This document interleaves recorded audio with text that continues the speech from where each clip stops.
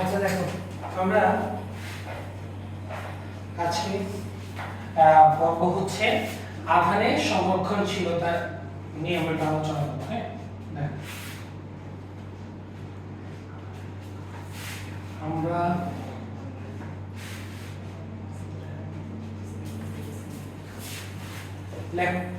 আমরা আজকে আলোচনা করব হচ্ছে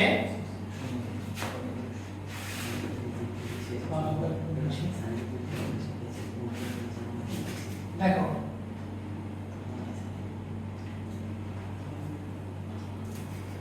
আমরা আজকে আলোচনা করব হচ্ছে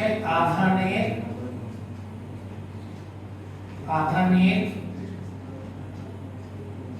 সংরক্ষণশীলতা। আমরা এটা নিয়ে একটা আলোচনা করব। হ্যাঁ, আধানের সংরক্ষণশীলতা। ঠিক আছে, খেয়াল করো, এটাকে তুমি কিছুটা শক্তির সংরক্ষণশীলতার সাথে তুমি এটা তুলনা করতে পারো আর কি। যে আমরা শক্তির সংরক্ষণশীলতা নীতি কি পড়ছিলাম? আমরা শক্তির সংরক্ষণশীলতা নীতিতে পড়ছিলাম যে শক্তির কোনো কি নেই সৃষ্টি, বা শক্তির কোনো কি নেই ধ্বংস নেই। শক্তি কেবল এক রূপ থেকে অন্য রূপে কি হবে? রূপান্তরিত হবে। ঠিক সিমিলার ভাবে আমরা এটা বলতে পারি যে আধানের কোনো কি থাকবে না সৃষ্টি, বা আধানের কোনো কি থাকবে না ধ্বংস থাকবে না। শুধু আধানটা কি হচ্ছে আমার এক আহিত বস্তু থেকে আরেক আহিত বস্তুতে কি হবে? সেটা শুধু স্থানান্তরিত হবে। কথা বুঝে গেছে? আর চার্জ বা আধান এক রূপ থেকে আরেক রূপে কি হবে? জাস্ট স্থানান্তরিত হচ্ছে। ঠিক আছে, তাহলে আমরা একটু কথাটা লিখি জিনিসটাকে। লেখো, ভাইয়ের সাথে সাথে লেখো।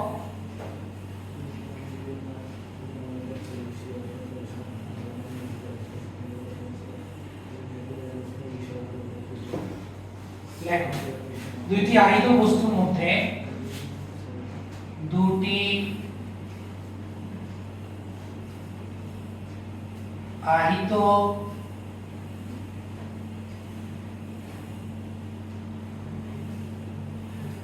আহিত বস্তুর মধ্যে আধানের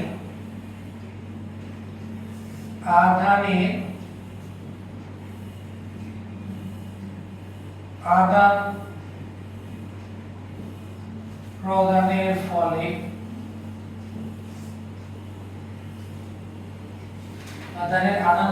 ফলে তাদের মধ্যে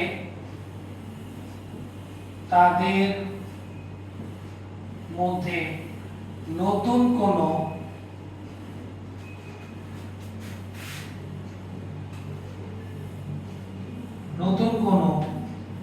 আধানের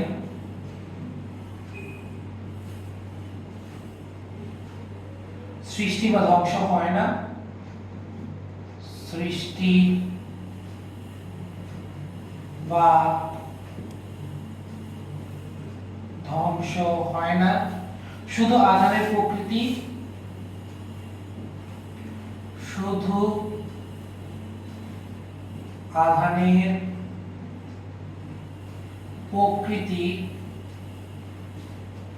ও পরিমাণের পরিবর্তন ঘটে।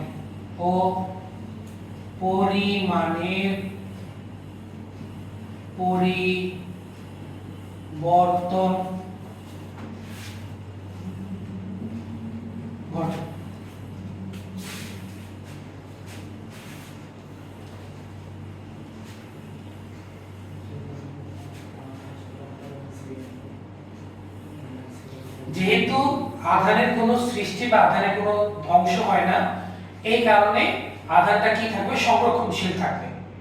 কথা বুঝা গেছে? আধানটা সংরক্ষণশীল থাকবে, মোট আধানের মানটা কি থাকবে? সমান। কথা বুঝা গেছে? মোট আধানের মান হবে আমার সমান। যেমন ভাই যদি একটা एग्जांपल দেই, তোমরা জিনিসটা আরো ভালো বুঝতে পারবা। আমরা একটা एग्जांपल দিব। খেয়াল করো, एग्जांपले আমি তোমাকে বললাম যে দুইটা আধান আমরা নেই, দুইটা আধান গোলক নেই। একটা আধান গোলকের মান হচ্ছে a আর একটা আধান গোলকের মান হচ্ছে b। এখানে মনে করো 1 2 3 4 5 6 আর এখানে 1 2 দুইটা আধান গোলক নিলাম। একটা আধান গোলকে কয়টা চার্জ আছে? 1 2 3 4 5 6। খেয়াল করো এটা 6টা কি চার্জ? Positive charge. তো আমি একটা কথা বলছিলাম যে পজিটিভ চার্জ মানে ইলেকট্রনের ঘাটতি, ইলেকট্রনের অভাব, আর নেগেটিভ চার্জ মানে হচ্ছে ইলেকট্রনের বাড়তি বা ইলেকট্রনের আধিক্য। ইলেকট্রন বেশি, ইলেকট্রন কম। কথা বুঝে গেছে? আচ্ছা, তাহলে যেহেতু এখানে 6টা ইলেকট্রনের ঘাটতি আছে, অভাব আছে, তাহলে এটাকে আমরা +6e দ্বারা প্রকাশ করব, যেহেতু 6টা ইলেকট্রনের ঘাটতি। আর এখানে যেহেতু ইলেকট্রন 4টা বেশি, এই কারণে -4e আমরা এটা লিখতে পারি। কথা ক্লিয়ার? নাকি সমস্যা আছে? সমস্যা নেই। এখন খেয়াল করো, তাহলে আমি এদেরকে কোনো কখনো স্পর্শ করেছি কিছু বা এদের কোনো তার দ্বারা যুক্ত করছি? তার দ্বারা যুক্ত, তাহলে ওরা আলাদা আলাদা আধান গোলক, এবং এই আধান গোলক দুইটা টোটাল চার্জ আমার কত আসবে? টোটাল চার্জ আমি বের করতে চাচ্ছি। স্পর্শের পূর্বে মোট চার্জ, স্পর্শ করানোর পূর্বে মোট চার্জ কত হবে দেখো তো? 6e প্লাস -4e যোগ হবে না মোট চার্জ বের করার জন্য? তাহলে আলটিমেটলি কত আসছে? 2e আসছে। যোগ করা, কি করা না? যোগ।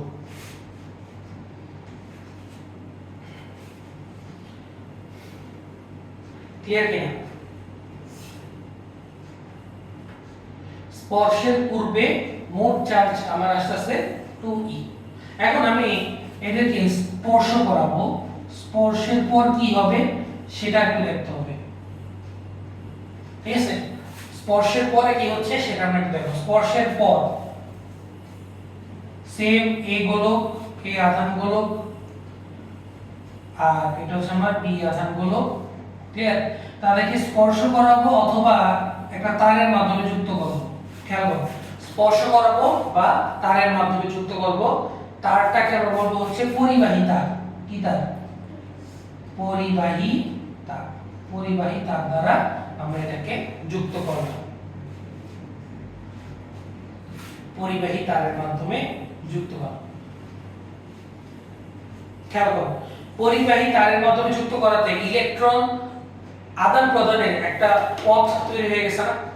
পথ তৈরি হয়ে গেছে। এবার আমাকে বলো কোনটার মধ্যে ইলেকট্রন বেশি পরিমাণে আছে? এ তে আছে না বি তে আছে? বি তে ইলেকট্রন বেশি না? 4টা বেশি ইলেকট্রন। আর এখানে তো ইলেকট্রনের অভাব। তাহলে ইলেকট্রন আমরা জানি, আমরা ক্লাস 9 এ তাপ ও তাপমাত্রা চ্যাপ্টারে পড়ে আসছি যে তাপের আদান প্রদান কতক্ষণ পর্যন্ত হবে?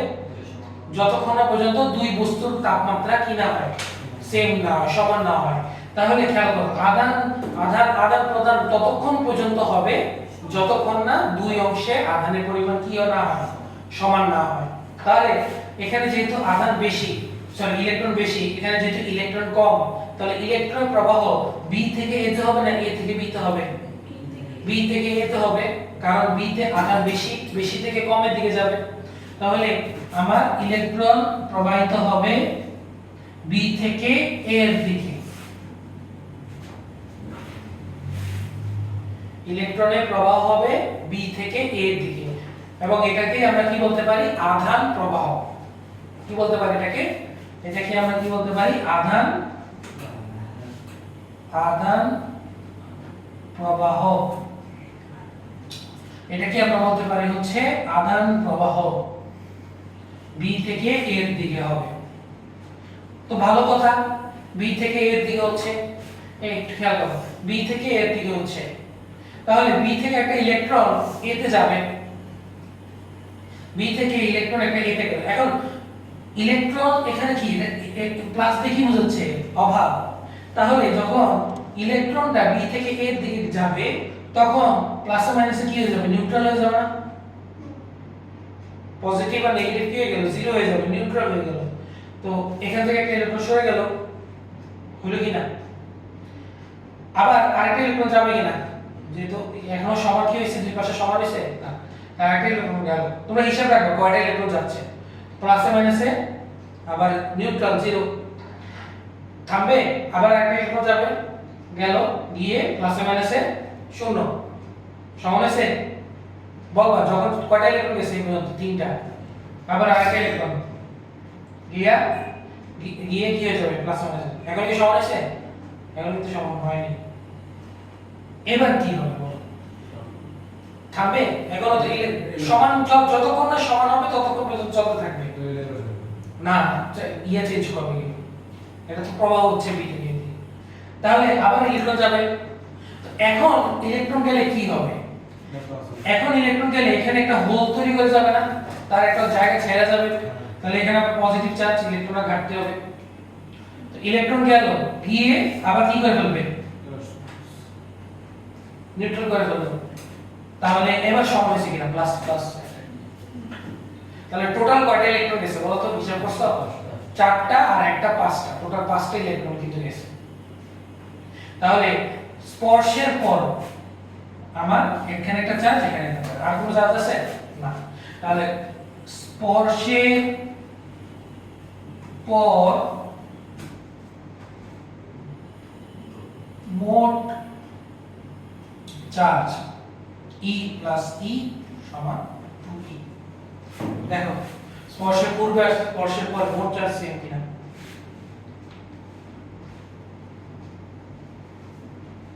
স্পর্শের পূর্বে এবং স্পর্শের পরে মোট চার্জ সেম কিনা দেখো তো। প্লাস 2 দিব না, কিন্তু 2 কি না প্লাস দা লাগবে, 2 তে তো প্লাস 2 ইউজ আছে। কথা বুঝা গেছে নাকি সমস্যা আছে? তো আমরা এই অংশের ব্যাখ্যাটা লিখি, ভাইয়া উপরে লিখবো, তোমরা নিচে লেখা থাকো, আমরা ব্যাখ্যাটা লিখব। আশা করি তোমরা বুঝতে পারছো জিনিসটা। লেখো আমার সাথে ব্যাখ্যাটা লেখো। স্থির তড়িতের ক্ষেত্রে স্থির তড়িতের ক্ষেত্রে একই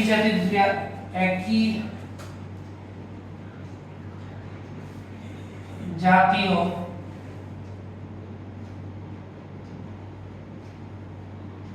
দুটি আধানকে স্পর্শ করা হলে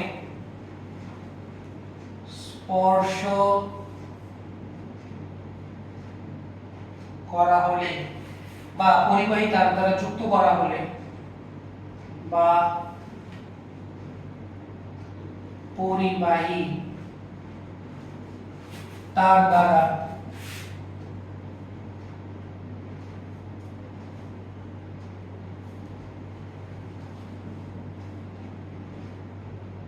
যুক্ত করা হলে তাদের মধ্যে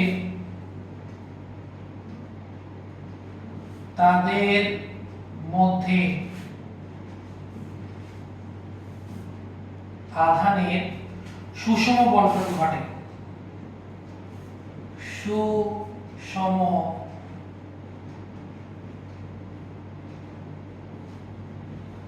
তাদের মধ্যে আধানের সুষম বণ্টন ঘটে, অর্থাৎ সমপরিমাণ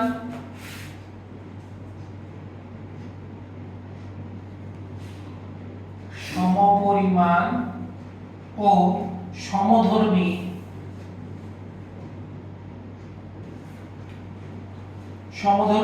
দুটি আধানের সৃষ্টি হয়। দুটি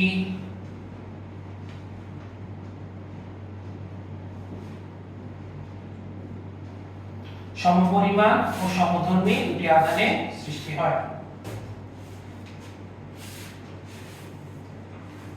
লেখো, না বুঝলে ভাইকে বলো। না না এই অধ্যায় বাকি আছে, আগে তোমরা ক্লাস করো, পরে আমরা কি বুঝি আর জিনিসটা দিব।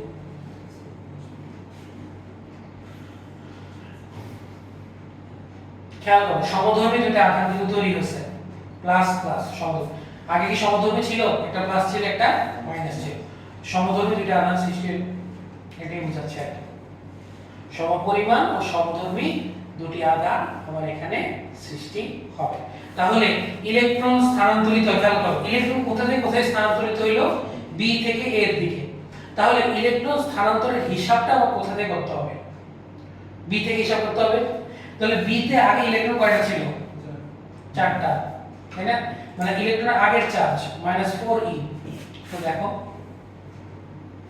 তো দেখো তাহলে সুতরাং ইলেকট্রন স্থানান্তরিত হয় কোথা থেকে কোথায় বি গোলক থেকে বি গোলক হতে এ গোলকে ইলেকট্রন স্থানান্তরিত হয় বি থেকে তাহলে আমার আগে কয়টা ছিল এখানে কত প্লাস ই তাই না এটা কত প্লাস ই আগে কত ছিল -4e তো শেষ থেকে আদি বাদ দাও তাহলে যে ইলেকট্রন স্থানান্তর বের হয়ে যাবে তাহলে আগে শেষ এখন কত কয়টা আছে প্লাস ই আছে আগে কত ছিল -4e তাহলে e মাইনাস মাইনাসে প্লাস 4e সমান 5e তাহলে টোটাল ইলেকট্রন স্থানান্তরিত হয় 5e এবং কোথা থেকে কোথায় b থেকে a তে না বুঝলে ভাই বল b থেকে a তে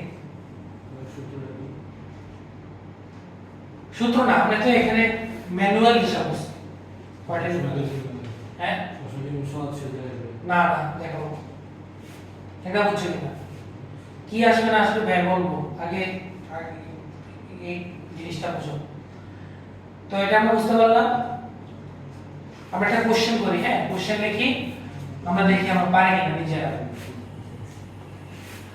আমরা পারি কিনা এটা আমরা দেখবো বুঝে দিই আশা করি তোমাদের ক্লিয়ার হইলো দেখো কোশ্চেনটা ভাইয়ের সাথে দেখো তোমরা করবা কোশ্চেন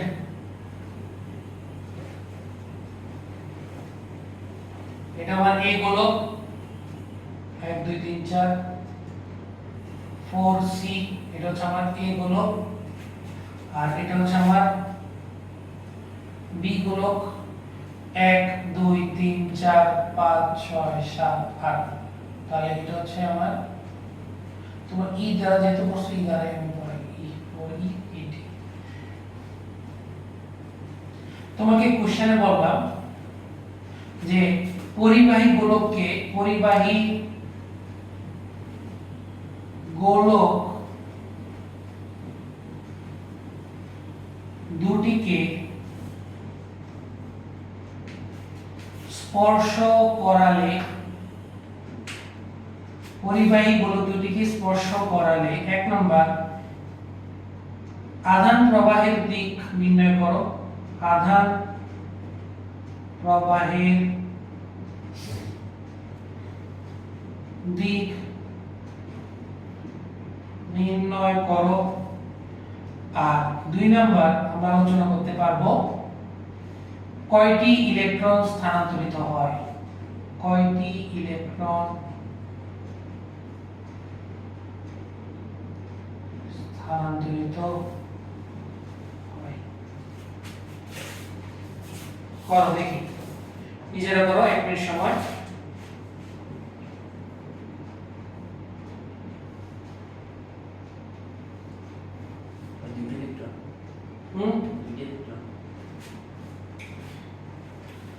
দুইটা হবে আচ্ছা আচ্ছা না দুইটাই তো কনফিডেন্স থাকতে হবে তো কয়টা ইলেকট্রন স্থানান্তরিত হবে আধান আচ্ছা আধান প্রবাহ কোথা থেকে কোথায় হবে এটাকে বের করতো আধান প্রবাহ কোথা থেকে কোথায় হচ্ছে আচ্ছা করো সহজ এটা কঠিনে যায়নি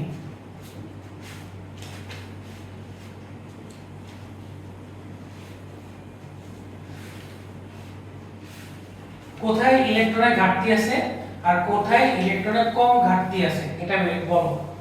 এ তে কয়টা চার্জ আছে? চারটা, তাহলে চারটা ইলেকট্রনের ঘাটতি। আর এখানে প্লাস কয়টা আছে? তাহলে 8টা ইলেকট্রনের ঘাটতি। তাহলে এ তে কম ঘাটতি, বি তে বেশি ঘাটতি।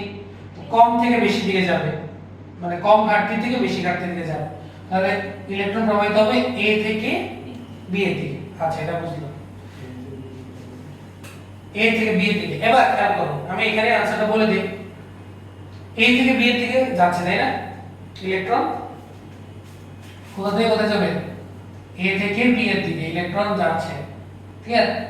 তাহলে যদি এ থেকে বি এর দিকে একটা ইলেকট্রন যায়, খেয়াল করো, তার তো আগের থেকে ঘাটতি আছে। তো ইলেকট্রন গেলে আরেকটা ঘাটতি হবে না? তো ইলেকট্রন একটা যদি যায় তাহলে প্লাস ওই ইলেকট্রন আর ওই জায়গায় বসে গেল, তো বি এর প্লাসে বসে গেল।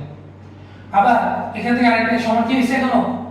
না, আরেকটা ইলেকট্রন যাবে গিয়ে এটার মধ্যে বসে গেল। তাহলে এবার সমান হয়েছে কিনা? 6 6 সমান হয়ে গেছে। তাহলে কয়টা ইলেকট্রন গেল? দুইটা। কয়টা ইলেকট্রন গেল? দুইটা। তাহলে ইলেকট্রন স্থানান্তর হবে দুইটা, আর আধান প্রবাহ কোথা থেকে কোথায় হচ্ছে? এ থেকে বি এর দিকে। শেষ, এটাই তো।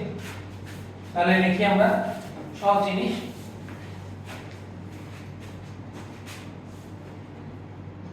এক নাম্বার, এ বিন্দুর গোলকে চারটি ইলেকট্রনের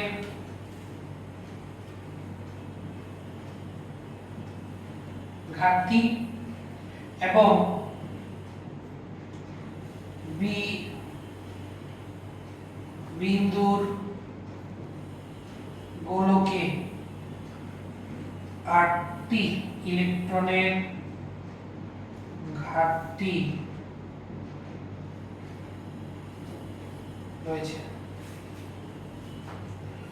সুতরাং এ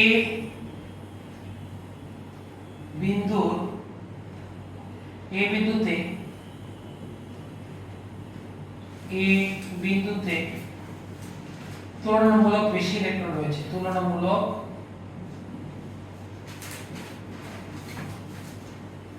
বেশি ইলেকট্রন রয়েছে, বেশি থেকে কমের দিকে যাবে। সুতরাং আধান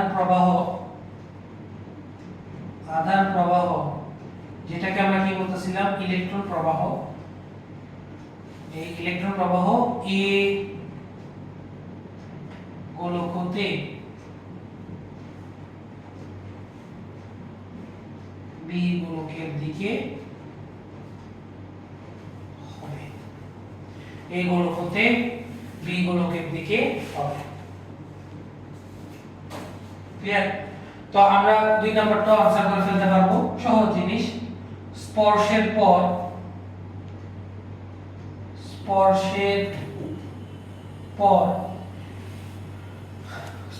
পর আমরা কি করতে পারছি দেখো তো।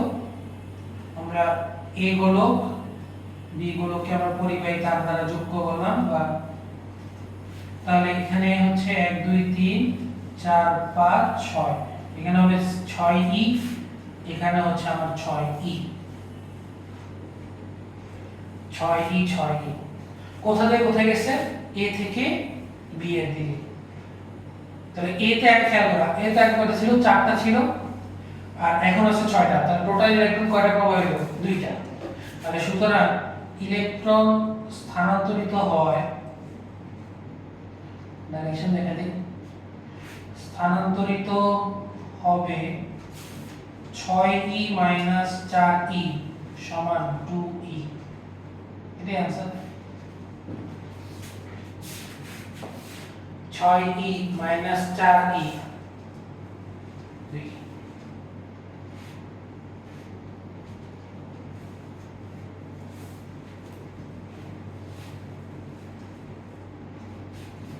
क्लियर किया देखो।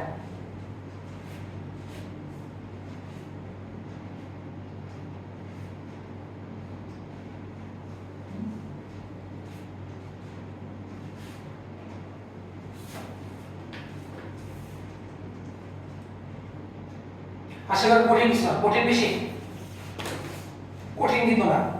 আমরা এটা শর্টকাট একটা দেখতে পারবো। হ্যাঁ, শর্টকাট দেখতে আমাদের এত কষ্ট করে এত বের করা লাগবে না, এটা তোমরা বেসিকটা বুঝে নেবে। ঠিক আছে, শর্টকাট আমরা যদি দেখি, দেখো এগুলো সব বুঝে নিই, মানে শর্টকাটটা দেখাই, তাহলে তোমাদের জন্য অনেক অনেক বেশি ক্লিয়ার হবে। এটা মুছে দিলাম, এই জায়গাটা মুছে দিলাম, আমি এই জায়গাটা রাখবো শুধু, জাস্ট শর্টকাটটা হয়েছে কিনা তোমরা একটু দেখবা নিজেরা। শর্টকাট, এবং আমরা কিন্তু ম্যাথে এই শর্টকাট ব্যবহার করব, কথা বোঝা গেছে?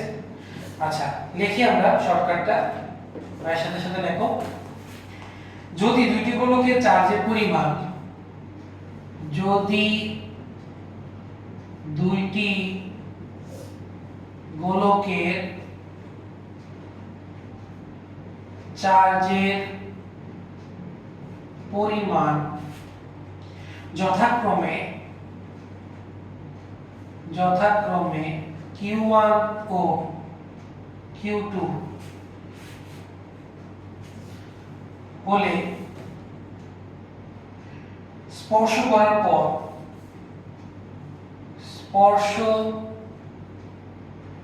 করার পর তাদের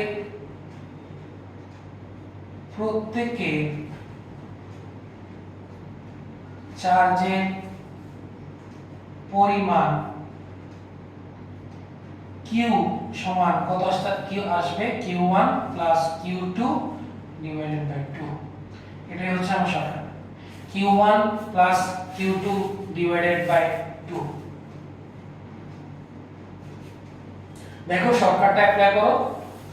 Q1 দেখো আগে কত ছিল? 4, স্পর্শ করার পর হয়েছে কত? 6। তাহলে 4 প্লাস, ও সরি উল্টা বলতেছি কিনা, ও সরি এটা না, এটা Q1 এটা Q2, তাই না? তাহলে A আর B গোলকে দুইটা চার্জ হবে Q1 plus Q2 divided by 2 করলে প্রত্যেকটা স্পর্শ করার পর প্রত্যেকটা চার্জ এমন চলে আসবে। তাহলে স্পর্শ করার পূর্বে Q1 কত ছিল? 4, Q2 কত ছিল? 8। তাহলে 4 প্লাস 8 কত? 12। 12 কে 2 দ্বারা ভাগ দিই 6। তাহলে প্রত্যেকটা চার্জ এমন চলে আসবে। এই শর্টকাটটা আমরা অ্যাপ্লাই করব। কথা বুঝা গেছে? না বুঝলে ভাইকে বলতে পারো।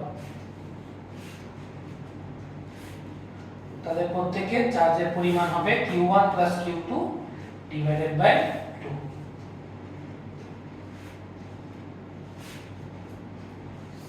ঠিক আছে, তো এটা আমাদের ক্লিয়ার। আজকে আমাদের শেষ টপিক, যেটাকে আমি ছোট 5 মিনিটে আলোচনা করব, সেটা হচ্ছে, আচ্ছা আমরা বুঝতে পারলাম এখানে পজিটিভ চার্জ এখানে নেগেটিভ চার্জ, চিত্র দেখে আমরা এটা বুঝতে পারি।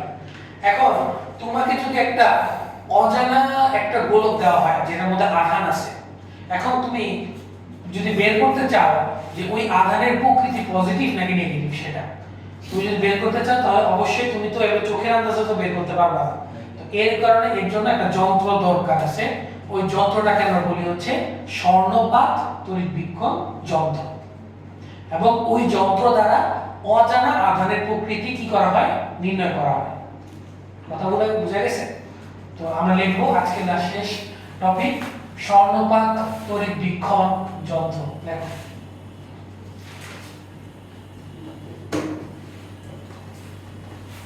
দেখো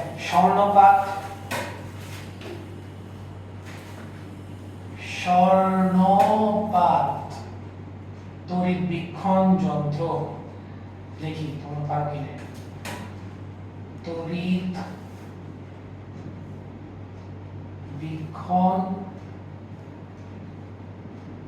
যন্ত্র, স্বর্ণপাত তড়িৎবীক্ষণ যন্ত্র। তো এটার সংজ্ঞাটা আমরা লিখি, যে যন্ত্রের সাহায্যে কোনো অজানা আধানের প্রকৃতি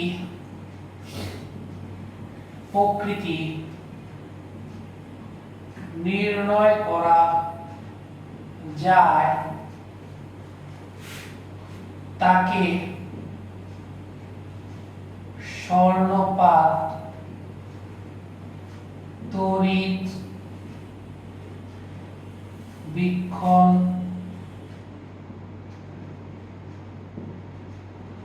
যন্ত্র বলে। যে যন্ত্রের সাহায্যে কোনো অজানা আধানের প্রকৃতি নির্ণয় করা যায় তাকে স্বর্ণপাত তড়িৎবীক্ষণ যন্ত্র বলে। বেনেট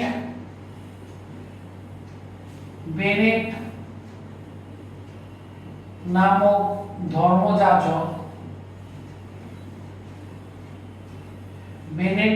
ধর্মযাজক এই যন্ত্রটি আবিষ্কার করে। এটা খুবই পুরান আমলের, বুঝছো? যন্ত্রটা খুবই পুরান আমলের, অনেক আগে। বেনেট নামক ধর্মযাজক এই যন্ত্রটি আবিষ্কার করে। ইলেকট্রোস্কোপিক মেশিন। ইয়া লাগবে না, এখন ইংলিশ নাম লাগবে না, এটা তোমার ইয়াটা জানলে হবে। তো এটা হয়ে গেল। এটা গঠনটা একটু দেখতে চাচ্ছি আমরা, হ্যাঁ? গঠনটা দেখলে আজকে শেষ ক্লাস। গঠন আমরা একটু দেখতে চাই, গঠনটা আমরা একটু দেখবো। সবাই চিত্রটা আঁকবে, হ্যাঁ?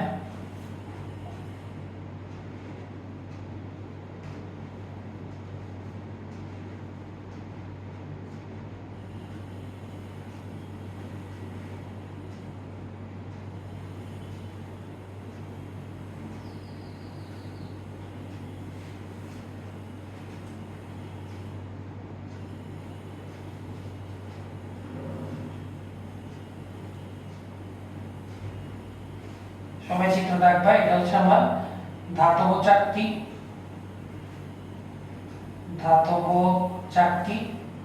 এটাকে আমরা বলবো হচ্ছে ধাতব দণ্ড।